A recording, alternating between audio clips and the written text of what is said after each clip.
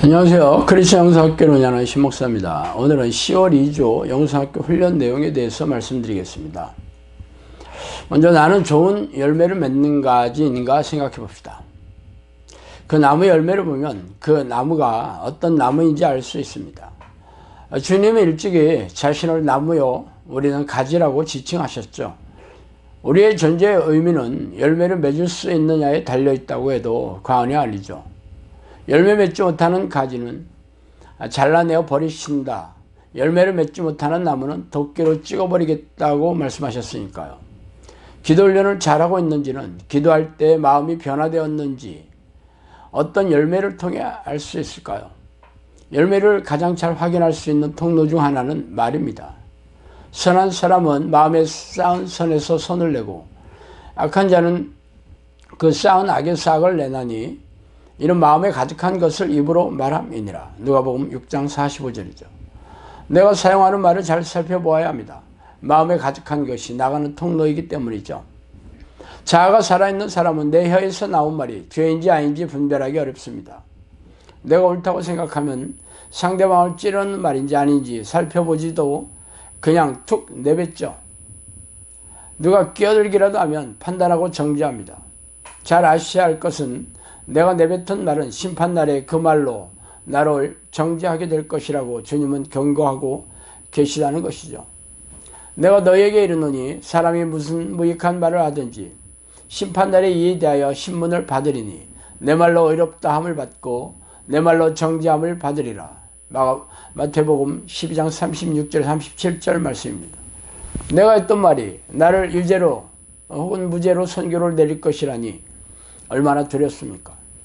우리가 함부로 짓거린 모든 말에 대하여 심판날에 해명해야 할 것이라고 말씀하시죠. 기도 훈련을 하고 있는 우리는 우리 자신이 하는 모든 말에 대하여 파수를 서야 합니다. 내가 미처 제어하기도 전에 남을 찌르는 말이 툭툭 튀어나온다면 심각하게 여기고 깊이 회개하며 뜯어내야겠죠. 다른 사람을 하대하는 태도의 말, 다른 사람을 낮춰 희롱하는 재미로 느끼는 말, 지지 않으려고 말꼬리를 붙이는 것, 유익이 없는 쓸데없는 말, 험담, 불필요한 관심과 참견 등 모든 무익한 말을 뜯어내세요.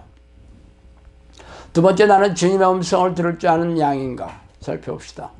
주님은 자신을 목자로 우리는 양으로 비유하셨습니다. 주님의 양은 주님을 잘 알고 주님은 주님의 음성을 잘 알아듣고 그 음성을 따라가며 타인의 음성을 들으면 도리어 멀리 도망갑니다. 이런 양에게 주님은 구원의 문이 되셔서 그 문을 통해 꼴과 물을 얻으며 풍성한 삶을 누립니다. 예수 보혈의 공로를 힘입어 죄사함을 받았다는 믿음을 겨자씨만큼만 가졌다면 내 삶에 하나님의 통치가 이루어져서 천국처럼 사는 것이 당연합니다. 주님의 뜻을 잘 알아듣는 것은 고사하고 들었던 말씀이 기억이 안 나서 저녁에 기도자리에 앉았을 때야 아차하고 있다면 주님이 아직 나의 목자가 되시지 못한 것이며 나는 여전히 독사의 새끼인 것입니다. 주님의 뜻에 관심이 없는 자들은 그저 복을 위해 무당을 찾아다니는 삶이나 다를 바가 없죠. 나는 귀신의 음성에 반응하는 사람입니까? 아니면 도리어 도망하고 쳐내는 사람입니까? 주님 안에 거하고 주님의 말씀이 내 안에 거하는 삶이란 주님의 말씀을 지하로 묵상하고 내 머릿속에서 떠나지 않도록 해야 합니다. 주님의 말씀대로 순종하기로 했을 때 주님의 뜻을 분별할 수 있습니다. 다윗은 자신의 삶에서 하나님을 의지하고 순종함으로 살아계신 하나님을 수없이 많이 경험함으로 믿음의 비밀을 소유하고 있었죠.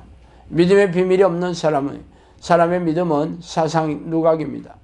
하나님의 뜻을 아는 영적 분별력은 순종을 통해서 얻습니다.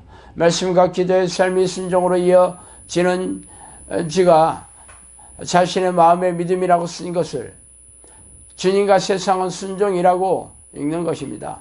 세 번째, 나의 죄는 해결되었을까요?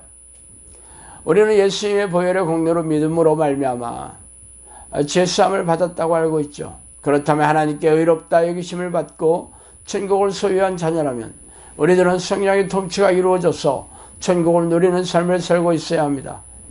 하나님과의 관계가 회복되었으므로 하나님과 친밀한 교제를 누리며 행복하게 살아야 하는데 실상은 그렇지 못하죠. 여전히 내 마음 안에는 평안과 기쁨이 없고 여러 고질병과 해결되지 않은 문제들로 인하여 불행한 삶을 겪고 있습니다. 이러한 상태는 죄가 해결되지 못한 것이죠.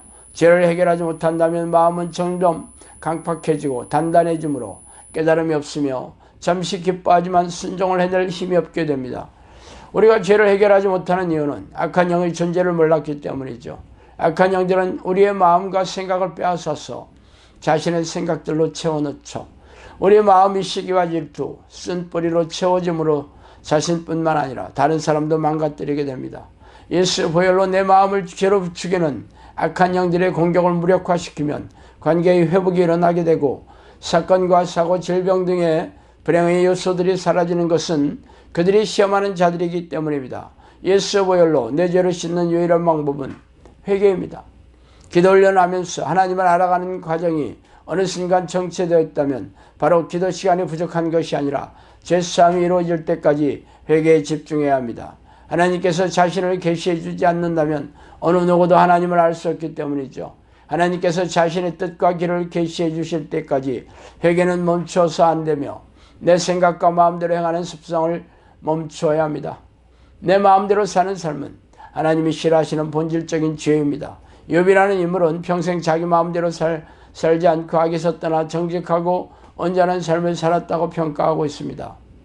그러나 하나님께서 허락하신 테스트에 들어가자 자신의 일을 드러내며 자신이 죄인 된 것을 인정하지 못했던 것을 볼 수 있어요. 의인이라 칭함을 받았던 욥에게 시험을 허락하신 이유는 자신도 알지 못했던 죄, 자신의 일을 드러내는 죄를 깨닫게 하여 회개토록 하시려는 선하신 하나님의 의도입니다. 자기의 의가 마음에 숨어있는 사람은 하나님께서 허락하신 시험이 올 때마다 도대체 왜, 도대체 언제 오실 것인가 등의 질문을 하나님께 던집니다. 그것은 바로 나는 열심히 기도했는데 왜 이런 결과가 나오다니 하나님은 내게 부당하시다며 불신하는 것이죠. 귀신이 아직 안 나가고 있다면, 문제가 아직 해결되지 않고 있다면 나도 의식하지 않는 사이에 내 의를 붙들고 있는 것입니다. 자가 죽을 때까지 야곱처럼 기도하세요. 날마다 죽노라 하신 바울처럼 매일 싸우셔야 합니다. 자, 오늘은 여기까지 하겠습니다. 감사합니다.